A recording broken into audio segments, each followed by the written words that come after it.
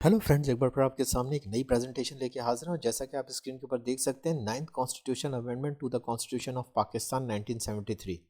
मैं हूं मोहम्मद नौफल सफ़ान, ब्लॉग सुसन नौफल एकेडमी। अगर आपको मेरा वीडियो पसंद आ रहा है तो प्लीज़ लाइक, सब्सक्राइब और शेयर ज़रूर कीजिएगा। देखें, 9th कॉन्स्टिट्यूशन अमेंडमेंट का बज़ाहिर मकसद मुल्क को इस्लामी कानूनों के मुताबिक ढालना था, लेकिन इसके पीछे पॉलिटिकल मोटिव्स भी ज़रूर मौजूद थे। नवी कॉन्स्टिट्यूशन अमेंडमेंट नाफिजुल अमल या प्रोमलगेट नहीं हो सकी, बल्कि ये सिर्फ़ और सिर्फ पेश की गई थी।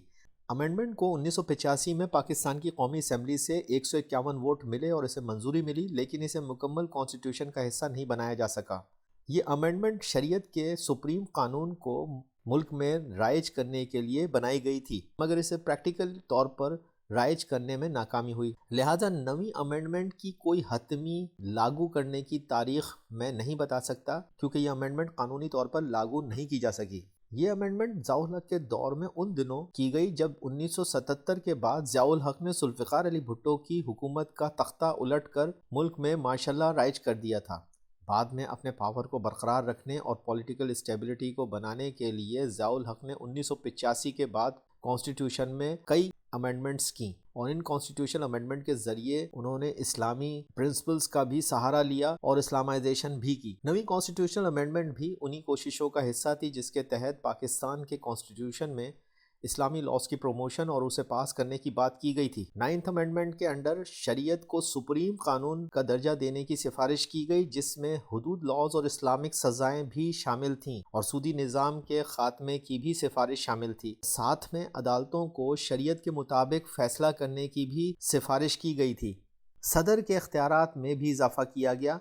अगरचे के इस्लामी लॉज हू बहू कभी भी पाकिस्तान में लागू ना हो सके, मगर बाद में आने वाले दिनों में पाकिस्तान को इन लॉज ने रिलीजियस एक्सट्रीमिज्म की तरफ ज़रूर धकेला। 9th कॉन्स्टिट्यूशन अमेंडमेंट मुकम्मल तौर पर, जैसा कि मैं आपको बता चुका हूं, कि राइज ना की जा सकी, लेकिन आने वाले हुकूमतों ने इस अमेंडमेंट के कुछ हिस्सों को तब्दील भी किया और कैंसिल भी कर दिया, जिसके ज़रिए पाकिस्तान के अंदर आज शरीयत कोर्ट्स बहरहाल मौजूद हैं। अब यहाँ से मैं आपको कुछ आर्टिकल्स बताता हूँ जो कि 9th कॉन्स्टिट्यूशन अमेंडमेंट के अंदर जिनको अमेंड करने की रिकमेंडेशन की गई थी। इसमें पहले आर्टिकल 2 का जिक्र करूंगा, जिसमें कि आर्टिकल 2 को मजीद ट्रांसलेट किया गया था और रियासत के मज़हब इस्लाम के साथ साथ अब इस्लाम को रियासत का बुनियादी उसूल बनाने की भी सिफारिश की गई थी।